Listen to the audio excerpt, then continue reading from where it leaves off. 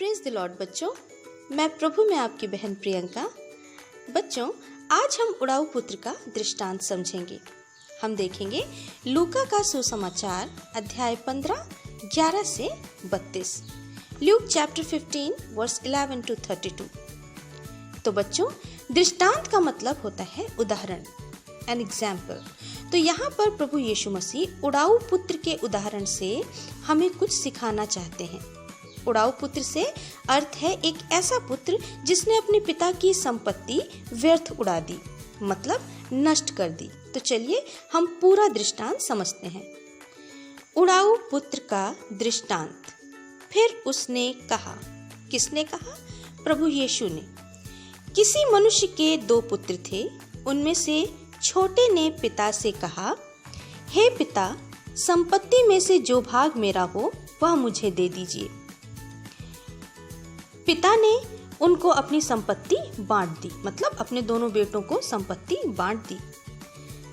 बहुत दिन न बीते थे कि छोटा पुत्र सब कुछ इकट्ठा करके दूर देश को चला गया और वहां गलत बातों में अपनी संपत्ति उड़ा दी। जब वह सब कुछ खर्च कर चुका तो उस देश में बड़ा अकाल पड़ा और वह कंगाल हो गया। इसलिए वह उस देश के निवासियों में से एक के यहाँ जा पड़ा, मतलब एक के यहाँ जाकर नौकर बन गया।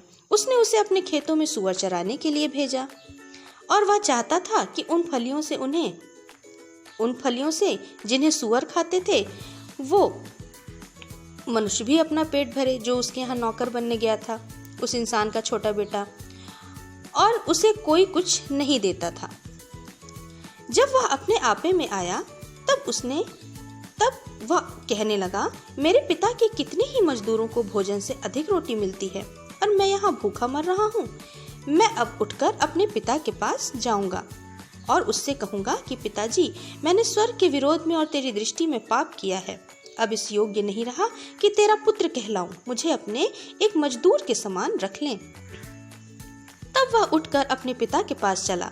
वह अभी दूर ही था कि उसके पिता ने उसे देखकर तरस खाया और दौड़कर उसे गले लगाया और बहुत चूमा। पुत्र ने उससे कहा, पिताजी, मैंने स्वर्ग के विरोध में और तेरी दृष्टि में पाप किया है और अब इस योग्य नहीं रहा कि तेरा पुत्र कहलाऊं। परंतु पिता ने अपने दासों से कहा, झट से अच्छा वस्त्र निकाल कर उसे पहनाओ और उसके हाथ में अंगूठी और पाँव में जूतियां पहनाओ और पला हुआ बछड़ा लाकर मारो ताकि हम खाएं और आनंद मनाएं, क्योंकि मेरा यह पुत्र मर गया था, फिर जी गया है, खो गया था, अब मिल गया है। और वे आनंद करने लगे। परंतु उसका बड़ा बेटा खेत में था। जब वह आते हुए घर के निकट पहुंचा तो उसने गाने बजाने और नाचने का शब्द सुना। अतः उसने एक दास को बुलाकर पूछा, ये क्या हो रहा है? उसने उससे कहा, तेरा भाई आया है और तेरे पिता ने पला हुआ बछड़ा कटवाया है, इसलिए कि उसे भला चंगा पाया है। यह सुनकर वह क्रोध से भर गया और भीतर जाना न चाहा, परंतु उसका पिता बाहर आकर उसे मनाने लगा।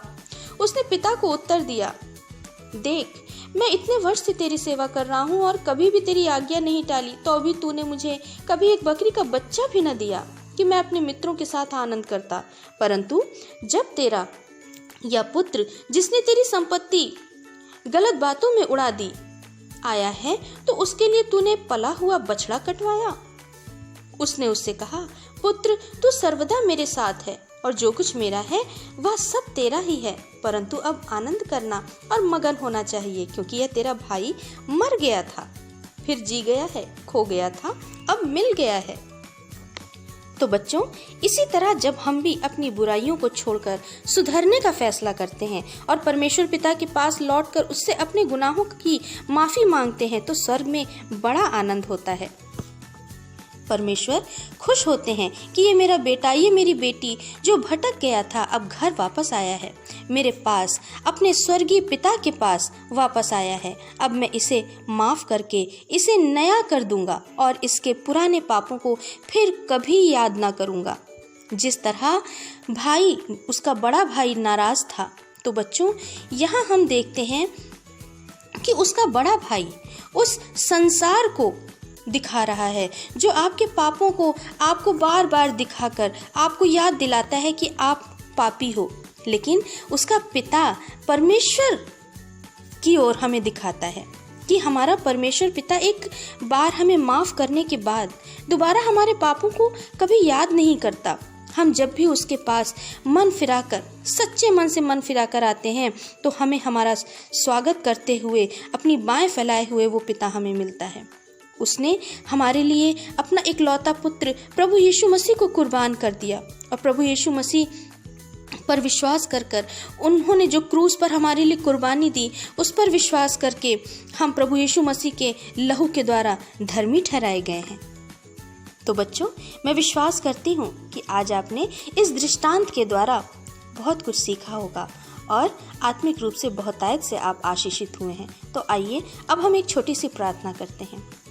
हे मेरे महान प्रेमी पिता परमेश्वर, मैं प्रभु यीशु मसीह नासरी के नाम से प्रभु आपके चरणों के समीप आती हूँ और ये प्रार्थना करती हूँ कि मेरे जो भी भाई बहन, जो भी बच्चे इस वीडियो को देख रहे हैं, सुन रहे हैं, वो आत्मिक रूप से बहुतायत से यीशु के नाम में आशीषित हों।